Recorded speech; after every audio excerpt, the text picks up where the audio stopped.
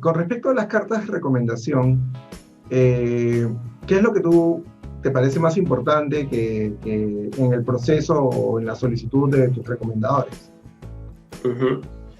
Bueno, yo creo que lo clave es elegir a buenos recomendadores, o sea, estar seguros de que a quien le estás pidiendo tiene una, eh, digamos, visión positiva de ti, una opinión positiva de ti y que, digamos, de cierta forma te aprecia y se va a tomar el tiempo porque finalmente es parte de su tiempo que uno se lo está pidiendo para que hagan una carta de recomendación para una persona.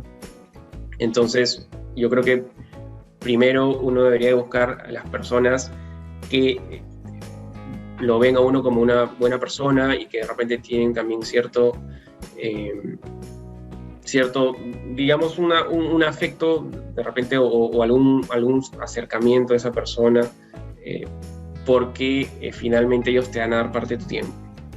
Y al darse parte de tu tiempo es como que tomarse el tiempo y de repente que ellos también quieran o se emocionen para que tú también quieras ingresar y que se sientan parte del proceso y que no lo vean como que, pucha, bueno, tengo que llenar esta carta de recomendación, ¿no? Porque de repente a veces no le van a poner tanto énfasis o tantas ganas al ensayo. Entonces yo creo que la selección es lo más crucial, diría yo. ¿Y a quién eliges? Yo a veces me encuentro con candidatos que me dicen algo así como, el amigo de mi papá es alguien importante y tal vez me puede escribir eso en la carta de recomendación. Sí, ¿Tú pero no, qué dirías de esa persona? El amigo del amigo, el conocido, lejano, es alguien importante, ¿no? es Tú, que sí. Es que lo que pasa es que el tema de las cartas de recomendaciones es que tienes que elegir a alguien que te conozca profesionalmente, que realmente te conozca. Entonces, si es alguien muy lejano y que de repente ni siquiera has trabajado profesionalmente con esa persona, o sea, lo que ellos quieren finalmente es ver es cómo tú te desenvuelves profesionalmente en el trabajo.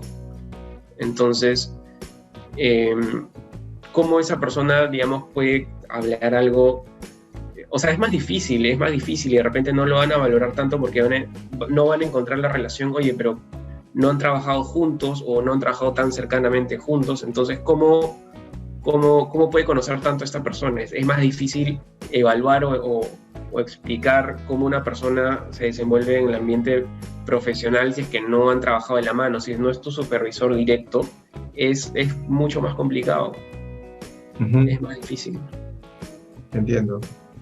Ok, avancemos un poquito hacia las entrevistas.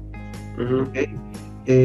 Una vez que has hecho, digamos, tienes el GMAT, tienes el TOEFL, tienes los ensayos, bueno, y llenas otra información también adicional que te preguntan, vienen las entrevistas, ¿no? ujú. ¿Cómo fue tu experiencia con las entrevistas? ¿Qué te preguntaron? ¿Cómo viste esa experiencia? Ujú.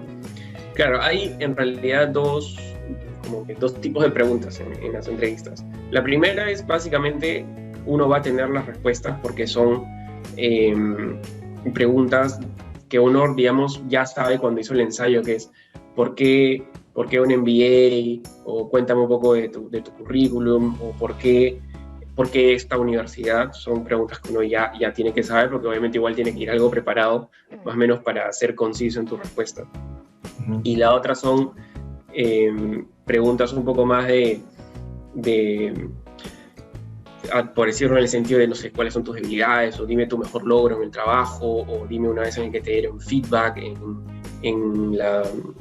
laboralmente, o cuéntame un error, digamos, cómo lo manejaste, o cuéntame una oportunidad en que hayas tenido que resolver un conflicto en el trabajo en equipo, ese tipo de preguntas, ¿no? Esa es ya como una segunda etapa. En realidad no son muchas, en mi opinión creo que fueron, no me acuerdo, pero han sido entre 8 preguntas más o menos en total que me hicieron. Y fue algo rápido, creo que fue de entre 30 minutos y una hora la entrevista. Y, y más o menos esos son el tipo de preguntas que uno le hace, ¿no? Entonces, claro, las primeras uno de repente, de hecho, siempre las va a tener en la cabeza, pero para la segunda etapa de preguntas es que son tantas opciones que a veces de repente es bueno como que tener un listado, ya hacerse una idea de más o menos cuáles son las preguntas que podrían venir y tener, no memorizárselo de paporreta porque imagínate, nunca vas a terminar, pero sí tener una idea de qué es lo que debes de responder. Ujú. para cada tipo de posible pregunta que podía venir. Claro. Recuerdo que nosotros ensayamos la entrevista y yo te preguntaba, tú respondías. ¿Qué tanto crees que te ayudó esa práctica, esos ensayos, con miras a responder las preguntas de las entrevistas, ¿no? Uh-huh. Bueno, yo creo que definitivamente sí te ayuda porque te da una idea también de cómo va a ser la entrevista. O sea, más o menos cuál es la etapa, por dónde comienzas, por dónde terminas, te da una estructura. Entonces, como que si uno ya estuviera dando una entrevista, como un mock de una entrevista, algo así podríamos llamarlo.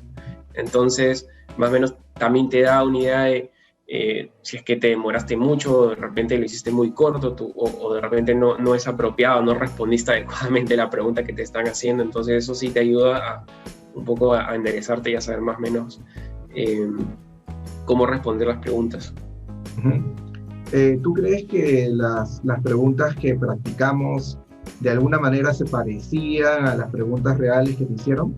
Sí, de hecho, o sea, sobre todo las primeras, las de por qué el MBA, el de explícame tu CV en 2 o 5 minutos, es así, de hecho, vinieron tal cual.